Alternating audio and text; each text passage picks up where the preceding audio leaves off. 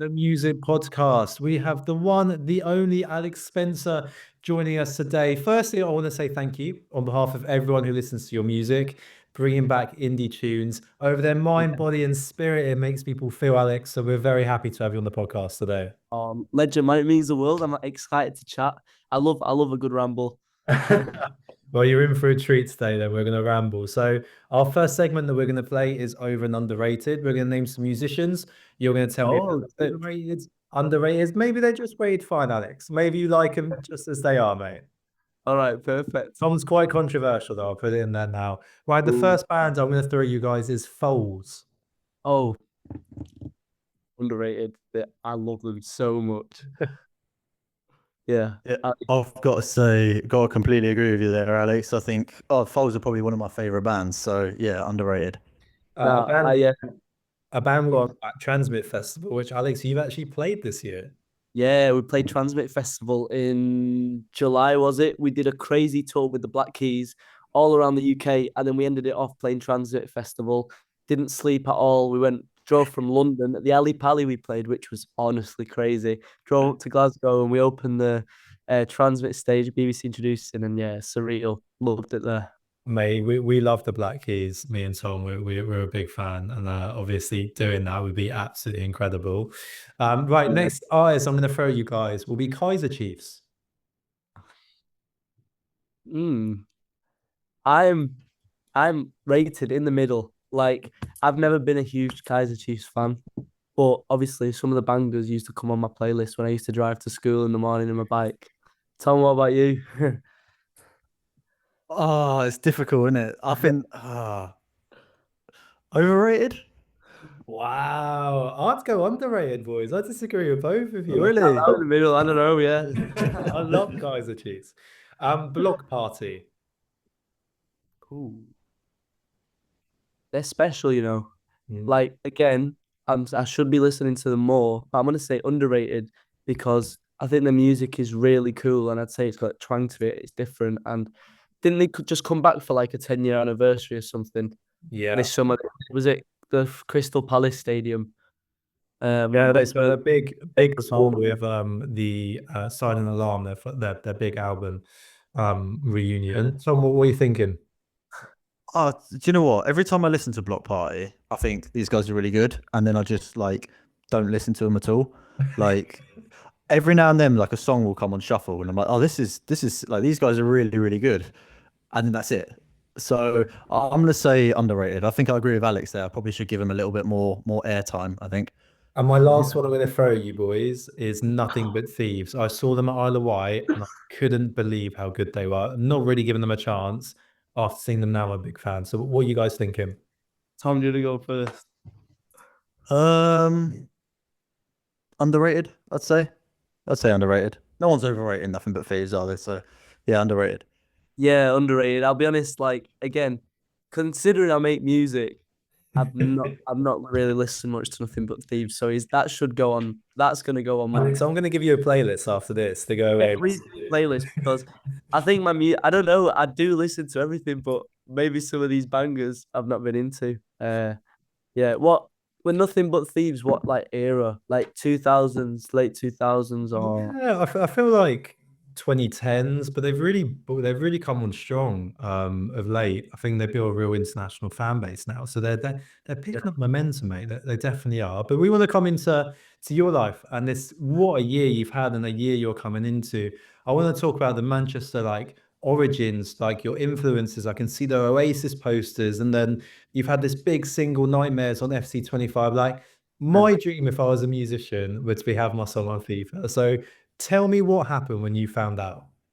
mate. So where do I start? First of all, I just like FIFA. So I started off music busking on the streets of Manchester when I was about 12 years old. I'd go out every week, and my dad would take me, and I'd be playing like obviously Oasis covers, all the Manchester music and the classics. And then throughout my years, I got signed to a label, and I started meeting people, getting gig opportunities, and getting out there on social media. As you know, like the power of social media was everything. And I started writing songs, and I wrote Nightmares. And one of my previous songs from my first EP, One Step Forward, got pitched to FIFA, and they loved it. Saw me on social media, the FIFA people, and they loved it, but nothing came from it. And I've funny fact, I've never had an Xbox or a PlayStation at home. My mum's always been anti like all that. But I've always played the game at my mate's house or something. Anyway, year later, I heard through like I saw emails, and this guy I was working with, he was like, maybe FIFA might be happening, and I'm not getting my hopes up because last time it didn't happen. Anyway, I was on the bus going to college June last year, and I got the email, the confirmation with all like the big contracts and stuff, FC25 Nightmares. And when I tell you, like, my heart was pumping, like, oh wow, it was a honestly dream come true. That's how I can say it. And still to this day, I've not been able to process how like crazy it is. But for me, like since I started music, it's always been a dream to have my song on FIFA. And I guess for every artist, and I'm so lucky to be amongst all the icons who have been on FIFA. So It is an iconic thing, isn't it? Like, I remember like some of my early memories, my favorite songs being FIFA tracks, and you look at Fish and the Bottom Men and all these you've got the album, yeah. yeah, just like seeing all this, and like it just has such an influence. People in 10 years, Alex, will remember Nightmares and be like, wow, I remember this game at that point. It really is an iconic thing. And I'm really glad you mentioned that, like the come up, because people look at this year you've had, Alex, playing the major festivals, supporting Black Keys, your huge Manchester sellout, massive well done on that. And they think, wow, like this is what an incredible thing this is. But actually you're saying, no, years and years of busking and doing this has gone years, man. Yeah, of course. Years have gone into it. Like, I've got a big ups to my mum and dad. They've been there for me since day one. They've seen it through and through. And I've not even really started the career yet. Like, I'm only 18 in a way. Started when I was 12, and I've worked so hard. But I feel like in 10 years' time, how much more I hope to achieve and work hard on. And I look back on these memories and just like be happy on how much I enjoy doing this. And like, I'll thank myself. But do you know what I mean? It's incredible, mate. And you've worked really hard to get there. I want to ask you both now, what was your first ever memory of music, boys? Like when you look back, like what was the first thing you ever remember about music? Like, was it an album? Was it a certain song? Tom, do you want to go? Or Yeah, I mean, I can like really clearly remember like my parents love music. Like I've always grown up with them listening to music. But I think like the very first memories, like, I always remember being like a little kid, and my dad would be like cooking like a Sunday dinner, and they'd just have like he had a huge like don't even know how to describe it, like a set of drawers, but like specifically for CDs. And this thing was like, like 5, 6 foot tall. And so he's always been like playing music. So like I can just remember that I've listened to a lot of like Red Hot Chili Peppers would probably be like the first one, like a Sunday with Red Hot Chili Peppers playing whilst like he's cooking like a meal or something like that. I'd probably say that's probably the first standout memory for me, I think. yeah, for me, I'd say I think we moved into my current house in like what 2012, and I remember 2013, and that year the AM album came out. And I was only about 5 here, but I do really remember my mum and dad blasting the whole album through. Uh, they blasted the whole album through, and I do really remember that album as well as Arcade Fire. But yeah, Like it's mad. Like at 5 years old, just from like vividly being in that moment, remembering it. yeah, It's just it's crazy you were like 5 as well, because that album for me and Josh are the same age, so it's showing our age a little bit here. Because I remember that album coming out just as we were leaving school. So yeah, we're But also, I think my mum always tells me the story that when I was in her belly, I think she went to watch New Order with my dad, and I was kicking away the whole night to the beat. So hey, maybe that was the one that got me. The turning point. Amazing. Alex, playing that big headline, you've got 600 people there screaming your lyrics back to you. That is the moment all musicians want, isn't it? That, I mean, on any level, whether you're playing huge festivals or playing to 50 people, how can you describe that feeling to me? I'm not a musician. I'm not talented like you. I'll never know it. So tell me every detail. Mate, look at the smile on their face. Look at it. Oh, how do I go? Like I said, like worked so hard for that moment, but the moment we sold out Gorilla and played the show, the moment I stepped on stage, I felt the energy in the room. And for me to put on a good show, like my fans and the crowd is everything to me. And they backed me from the first song, screaming every lyric. And when I say every lyric, it's never been like that before. And obviously, it was a hometown show, but honestly, it's that feeling of excitement and like, wow, like I've done something amazing here that we've worked so hard for. And I don't know, have you seen that video at Gorilla when everyone's bouncing, jumping away? I do a backflip on stage, and it was just, I was, I, I, I manifested my whole life for a moment like that. Do you know what I mean? And it's what I want to do, and I see myself doing that on bigger scales. But we sold out Gorilla on our first UK tour in April of this year, and yeah, it was crazy.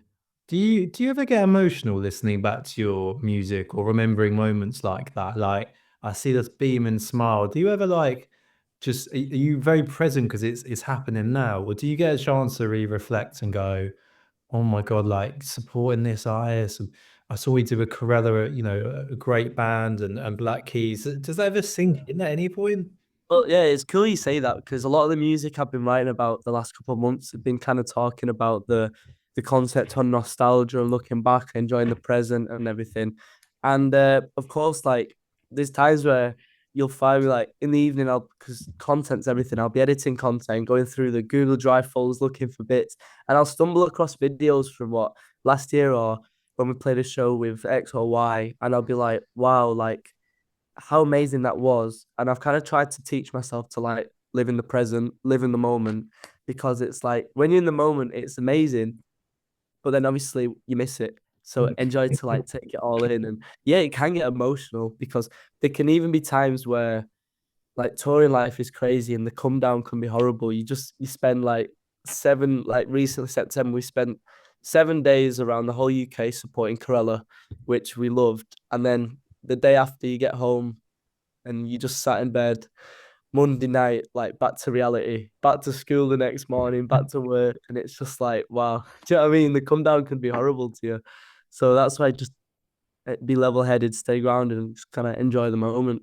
Oh, so I love the fact you're talking about this because it's amazing for like we have a lot of musicians that listen to this, just hearing like you've got the glamour here, but also this is what comes with it. And you're so right, you're on such a high, and then you're back to normal. But maybe that grounding's good, and maybe that's going to get your best work out of you. And you keep going back to social media, how important it is building new fans, connecting on there, which I think is great. Before I get Yeah. into the fan questions, Tom, have you got anything you want to ask Alex? Yeah, I mean, like you've in your time here, like you've obviously like you're so young and you've like achieved so much more than like many people could even dream of. Like, what keeps you going at this point? Because I think there's a lot of people that be like, oh wow, I've done all these things. You know, I've played shows, I've had crowds singing back to me. Is it just living like for that buzz, or is there like what's the next steps and things like that? How do you keep yourself like motivated and up for it? So I'm trying to word it right. I've thought about this a lot. What motivates me to keep going is the goals I've already achieved, and like seeing what's the word? I'm on the spot here. Seeing the progress I've made on my journey helps me keep going, and I've learned the journey is everything. Obviously, you'll get to your end goal, which will be great, but without the end goal isn't the journey.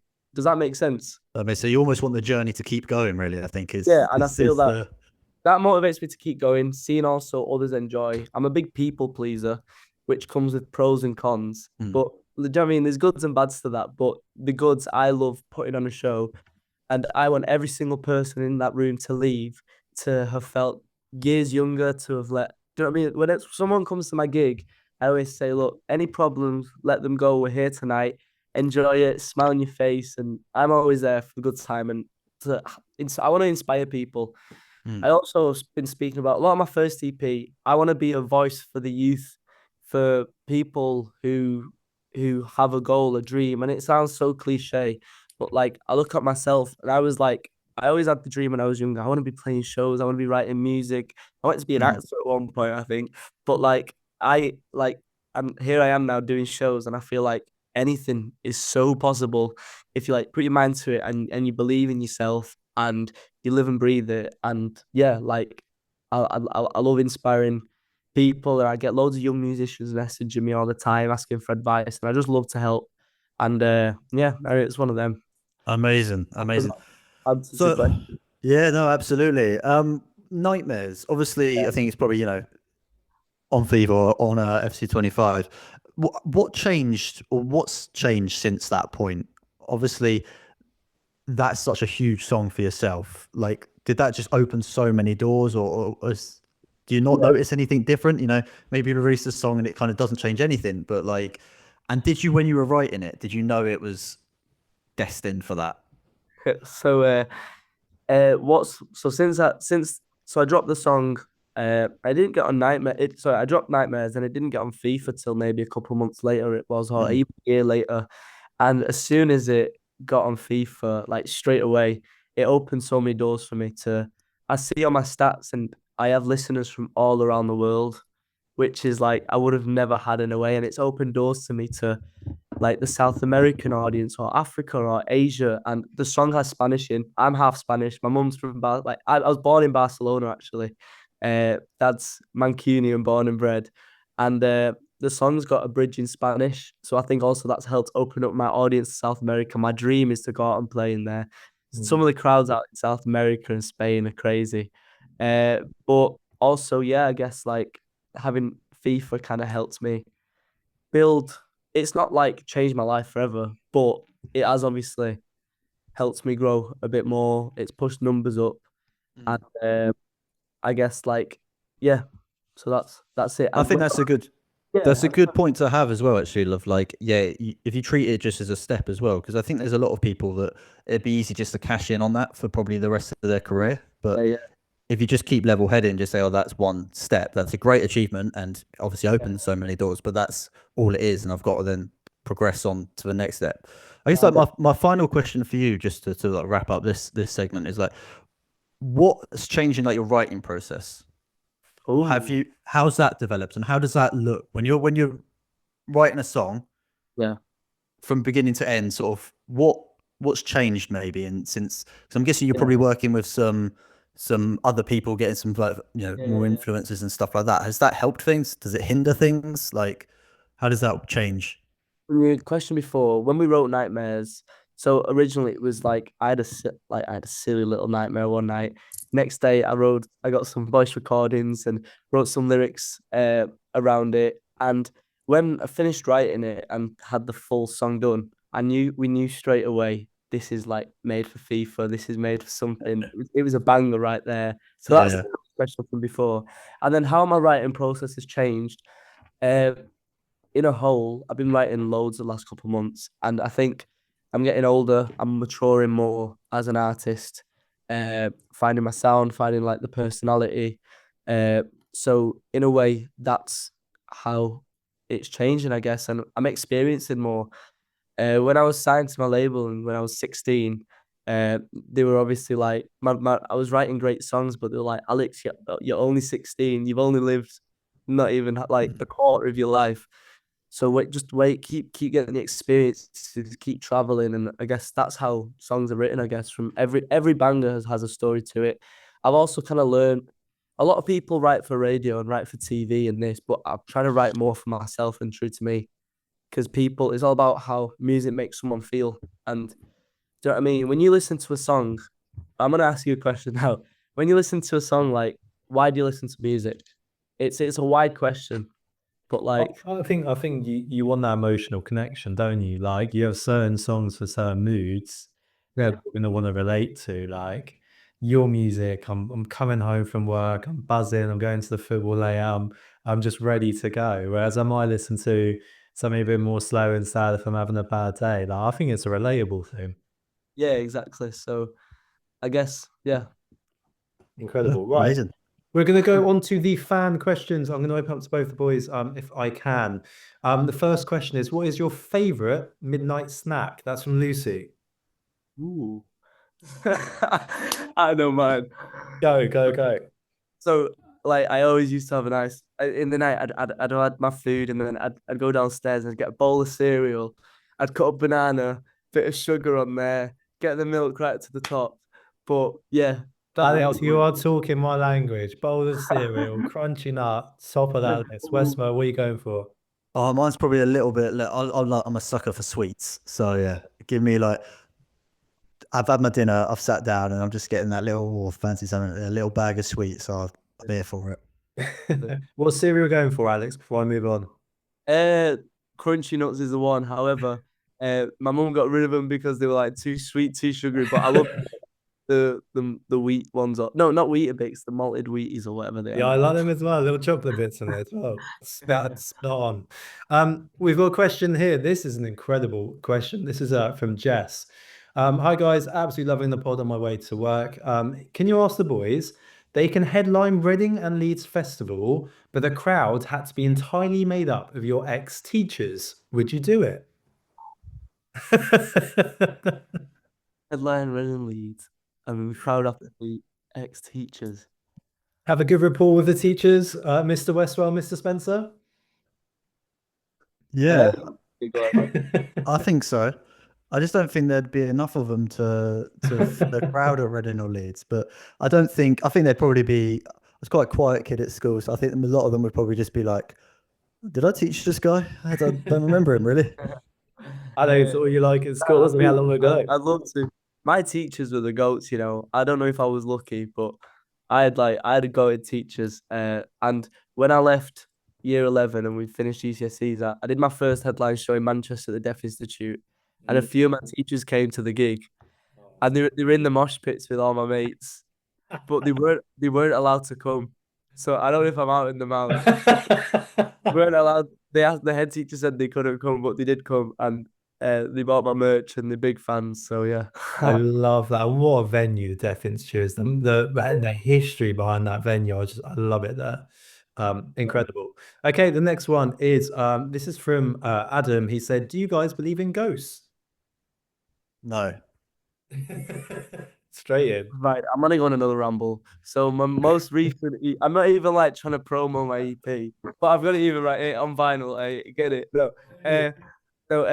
We shot the music video for my newest EP. Where do we go from here? In June, and we did it at this haunted house, a big mansion, just on the outskirts in Manchester. It used to belong to like the Belgian royal family or something like that. Anyway, it's like turned into this like crazy house where people have raves and shoot music videos and stuff. And apparently, there's some kind of spirits in there, and the owner swears that he senses them.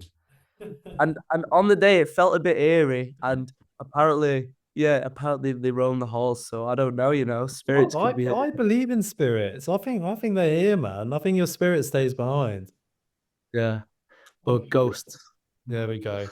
Can you ask the boys, is there a fashion trend they'd like to bring back? I would like to say at this point, Alex, Mr. Westway used to be my housemate, and he wore an iPhone charger as a belt. Will you be bringing that one back, Westwell, or are you going to go for a new trend? No, I'm past that now. That saw its moment. Respect. That's not smart. Fashion trends. I don't know, you know. Also, ones I don't want to come back. Do you remember those old like Top Man V-necks? They're like 3 buttons here in like a different color. I know what you mean. Yeah. Horrible. Oh. I suspect Alex is probably too young to ever have worn them, but yeah, I've got. You guys are making me realize how inexperienced they are. But I think the cool stuff that has come back the last like couple of years is like the retro clothes and the retro vibe, like which I fucking love. Like the old school football tees.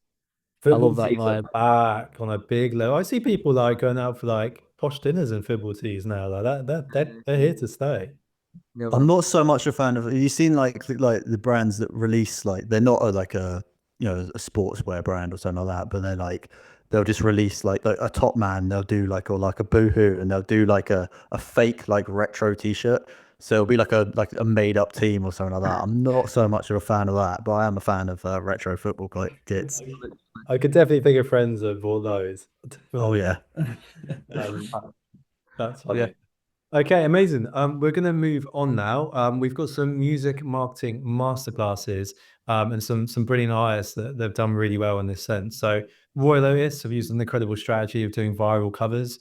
They wanted people to really engage with them, get used to the voice, and they've released original music. It would drive people to their music, which I think is really incredible for their music marketing in the week, and one incredible band.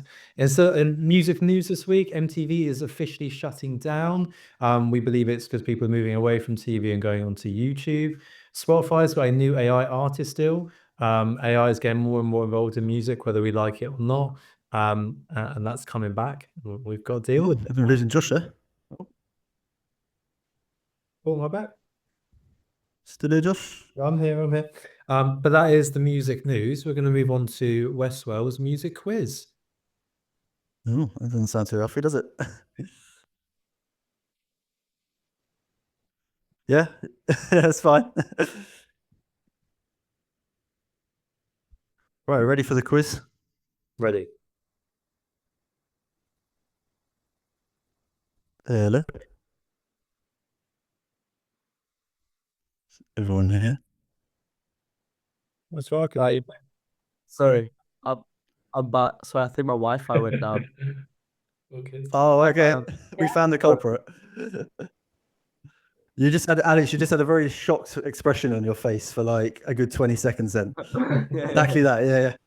Right, so we got the quiz. I'm going to do 5 questions, and if we need it, then we'll do a bonus question. It's going to be a question. Just shout out the answer. If you get it right, you get a point.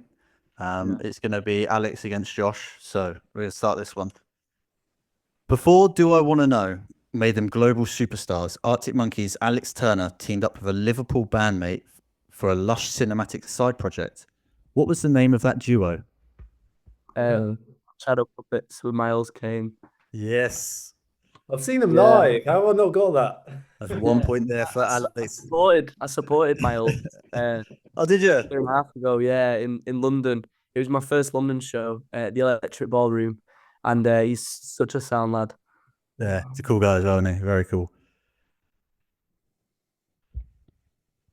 Before Supersonic and Live Forever, this early Oasis demo became a cult favorite. It was recorded before they even had a record deal. What was the first song Oasis ever recorded and released as a demo in 1993? Probably one of my favorite songs of theirs. Queen. No. No. Hello? I'll give you a clue. It's named after a country. Colombia. It is Colombia.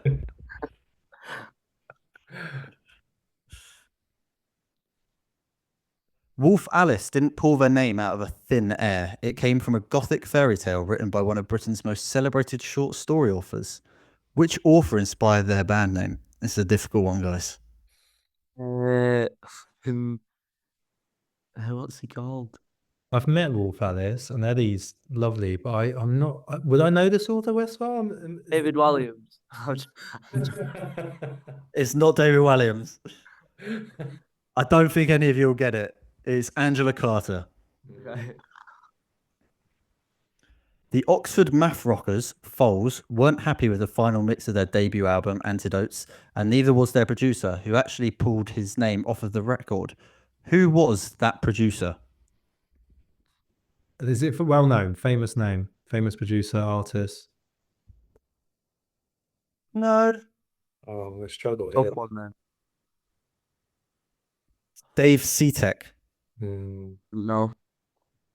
The 1975 signature black and pink aesthetic first appeared with a sugary single about breaking rules and stealing cars. In 2013, which 2013 single introduced that look? Girls. Nope. Something you'd eat. Yeah, chocolate. Alex, how old would you have been in 2013? I'm 5 years old. Franz Ferdinand, last question. Alex, it's 2-1 at the moment. Okay. Franz Ferdinand's Take Me Out changes gear halfway through. One of the most famous mid-song tempo shifts in indie rock. What instrument leads that tempo change? Electric guitar and I. Yeah, I'll give you that. This is the guitar riff, so yeah, we'll go electric guitar for that one. Yeah. Well, I'm happy to say, Alex, you have absolutely thrashed Josh there. So 3-1 to you. Yeah, I normally lose these things. No, it's good.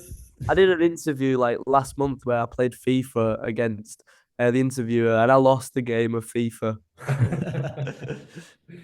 Surely that's got to be written into the contracts that you can't lose. Literally. Amazing. But yeah. Going to highlight an artist. We've got Elijah. She is from Scotland and she's got a new single out on Friday called Bad Timings. An incredible artist, really, really doing well in the Scottish scene, but obviously branching out now into different places. Based in Glasgow, definitely worth checking out her socials and music. Alex, we're going to come and finish the podcast on to you. As a musician, what's the best piece of advice that you've been given and why do you think it's stuck with you? So I was given this piece of advice by Tom from the Lottery Winners and Alex from the Lathams. And they both told me just, Alex, keep writing music. And this also can link with the advice of like, don't stop what you're doing. And if you love it, keep at it. Because I never stopped. And I feel like if you just keep at it, like I said before, if you keep at it and you keep wanting it, you'll always hit your goals and you'll never fail. And I guess it just comes down to the hard work and doing what you love. Yeah, it's one of them. I like to be motivational with it all because I feel like if you've got a good perspective on everything, I feel like, do you know what I mean, you can do it. So Mate, I I guess love like you're very much vision driven, like you're seeing things and just making it happen and going yeah. through. There's a lot of names that I think we've both got a circle with. Tom from the Lorry when is great.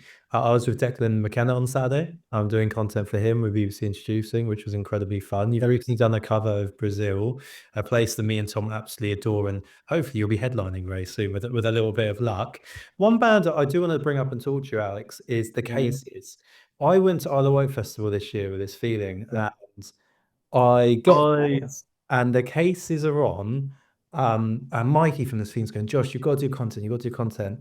I couldn't get in the tent. I managed to get in. The boys have rocked the vibes.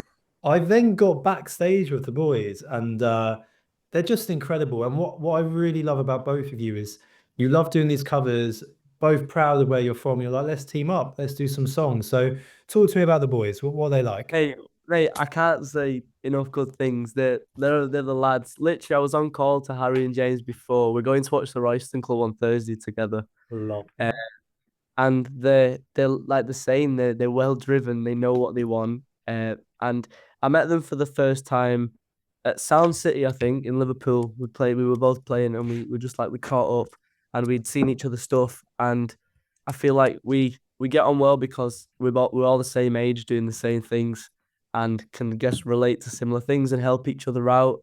And we've had a lot of nights out together now, and we're very close. And we're gonna write a tune together, and they'll be supporting me on my tour, I think. Okay. Put it out Uh, there. it's I don't know if I can say it, but the lads so and yeah, they're like this super sound. And We love them. Who, but my February tour next year is gonna be crazy. Alex? You've worked, supported some huge artists, been on these stages with big artists. Who's your dream collaboration? Is there one act we're going to put on the podcast? You would be like, Josh, I would love to do a tune with them, or get in the studio or support them. What would that one be?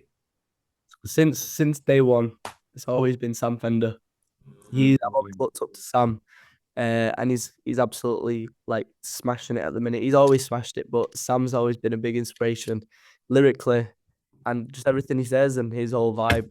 That's always a dream to support Sam.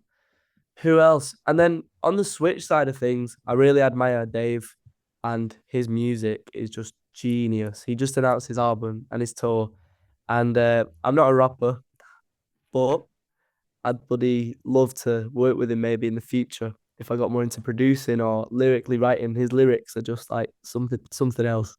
So yeah. I completely agree. Absolutely. I think it's absolutely fantastic. And I'm putting that in terms of dream venues, dream festivals, dream goals, Alex. I want to hear it first. You've got a massive year ahead of you next year. What are some things in the next 3 to 5 years we want to see Alex Spencer at? Oh man. like, right, we're gonna do everything we've done, but take it to the next level. I want to definitely in the next 3 to 5 years, anything's possible, anything's achievable, and it's crazy, it's scary. I just want to keep doing what I'm doing, keep growing, selling out more tours, hit Europe and America. South America is a big dream as well. I really like the end goal. The end goal one day when I made it is to sell out the Etihad. Wow. Do you know what I mean? The Believe- Etihad in Manchester. I'm a big City fan since day one, and that'd be like boom. You know Alex, what I mean? to write it down, I want you to watch it every single day and make it happen. And when you're Yeah. headlining in Brazil, me and Westwell will come over and watch you on it. Yeah. All the listeners at home, thank you so much for being involved. You can catch Alex on his February tour. He's playing Edinburgh, Sheffield, Birmingham, Liverpool, Manchester, and London at some iconic venues. He's going to have some great supports. Wink, wink, the Cases, and maybe some others. Alex, thank you so much for coming on today, my friend. I really appreciate it. Legends, this has been the best podcast, and I'm not even joking. So thanks for watching. Thank you very much. Westwell, what do we say to the fans? Firstly, well, thank you to Alex for your time. You've been great. It's been a great recording here, and thank you to everyone listening. And we hope to see you again next week. That'd be a pleasure if you want to come again. So yeah. See you soon.